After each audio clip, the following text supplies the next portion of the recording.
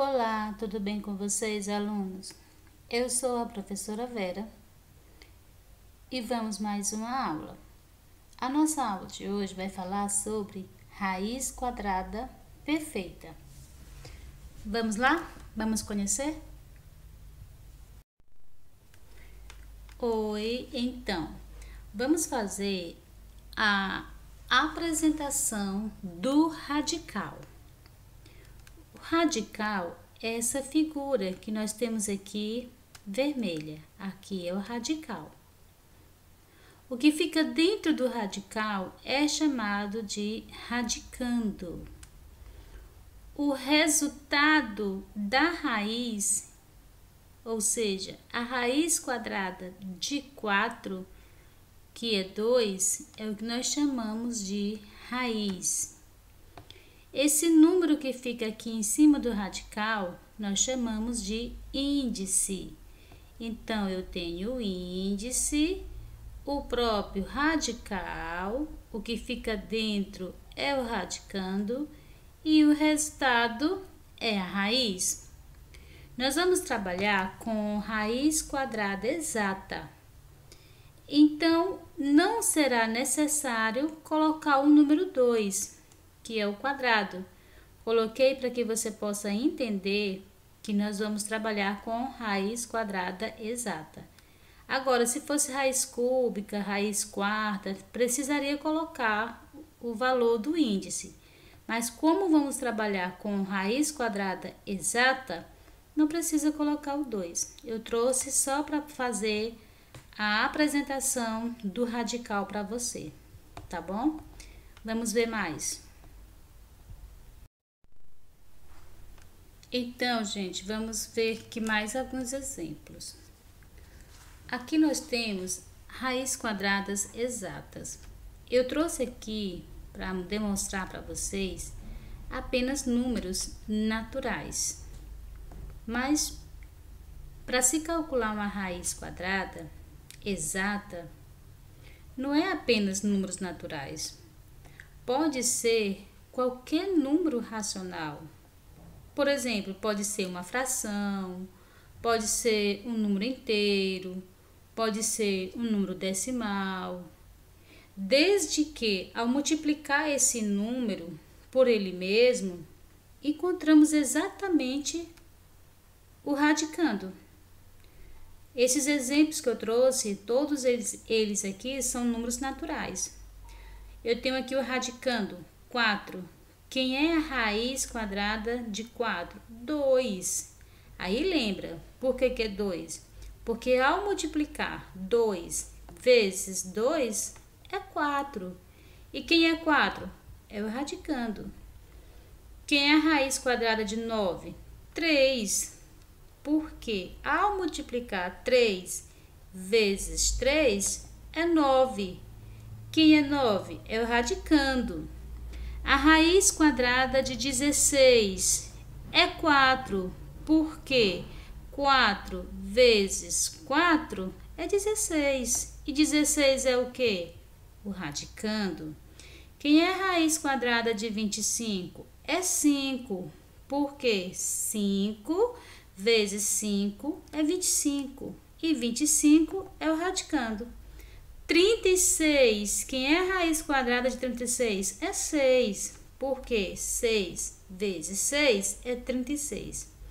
Então, você vê que para calcular uma raiz quadrada de um número, basta tão somente você saber quem é o número que é multiplicado por ele mesmo, vai ser igual ao radicando. Vamos ver mais exemplos?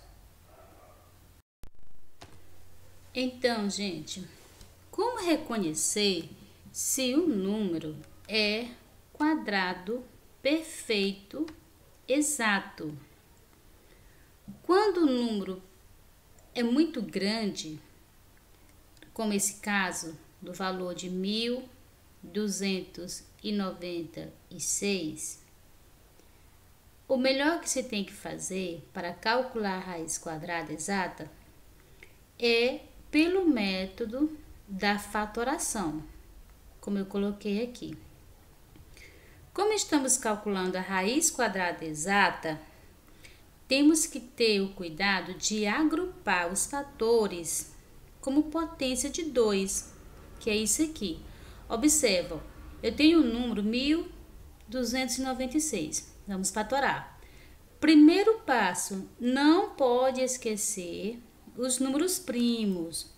Para fatorar o número, precisamos dos números primos que já vimos na aula passada.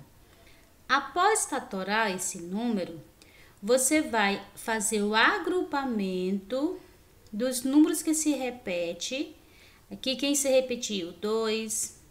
Quantas vezes? 1, 2, 3, 4. Então, eu vou agrupar como potência de expoente 2, porque é uma raiz quadrada exata.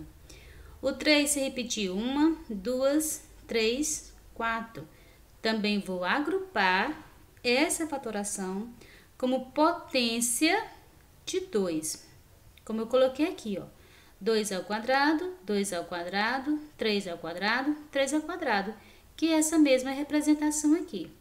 Como eu vou saber quem é a raiz de 1296? Pronto, é só multiplicar os fatores. 2 vezes 2 vezes 3 vezes 3 é 36. 36 ao quadrado é exatamente 1296.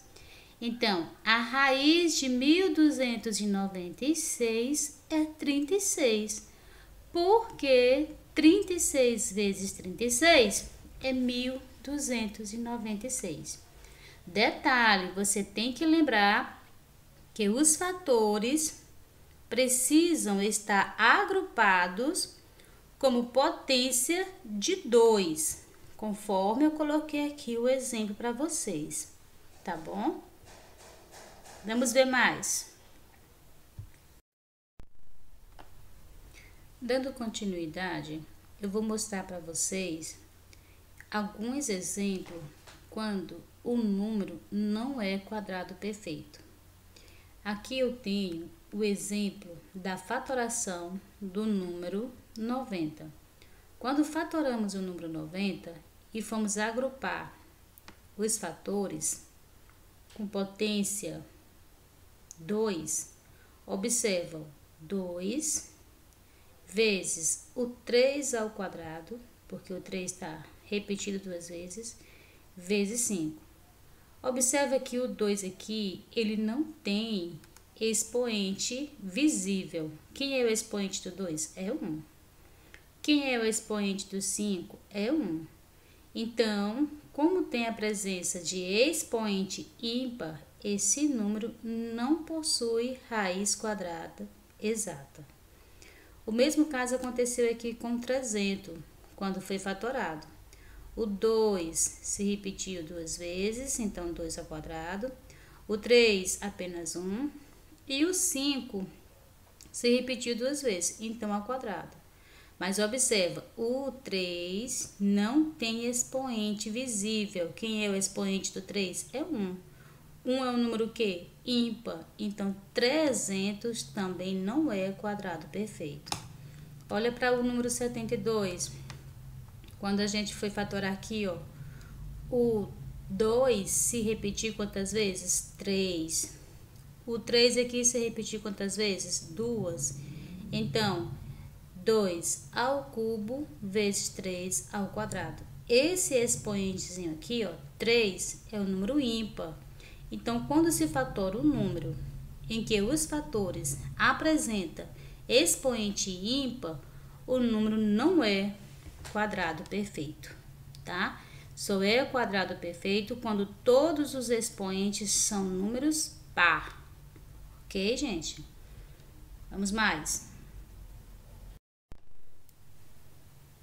Então, gente, para concluir, eu trouxe aqui 2 exemplos clássicos e claros para vocês entenderem.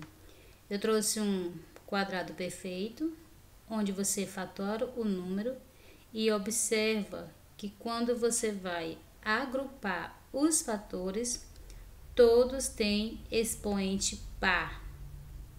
Então, é um quadrado perfeito. Agrupei os fatores 5 ao quadrado, porque se repete duas vezes. 7 ao quadrado, porque se repete duas vezes. Então, agrupando, eu tenho 5 vezes 7, 35 ao quadrado. 35 ao quadrado é o mesmo que 35 vezes 35, que vai dar 1225. Então, a raiz quadrada desse número é 35. Agora, observa quando não é quadrado perfeito. Foi fatorado aqui o número 120. Os divisores primos é o 2 que se repetiu 3 vezes, o 3 que se repetiu uma vez e o 5 que se repetiu uma vez. Tá aqui os fatores. Todos os fatores possuem expoente ímpar, 2 ao cubo. O 3, o expoente não é visível, mas é 1. O 5, o expoente não é visível, mas é 1. Então, esse número não é quadrado perfeito. Ok, gente? Espero ter contribuído, espero que vocês entendam. Repita ao vídeo várias vezes para que você possa aprender cada vez mais, tá bom? Tchau, até a próxima aula. Fique em casa, use máscara e lave constantemente as mãos. Qualquer pergunta é só fazer. Estou aguardando as perguntas de vocês. Tchau, gente!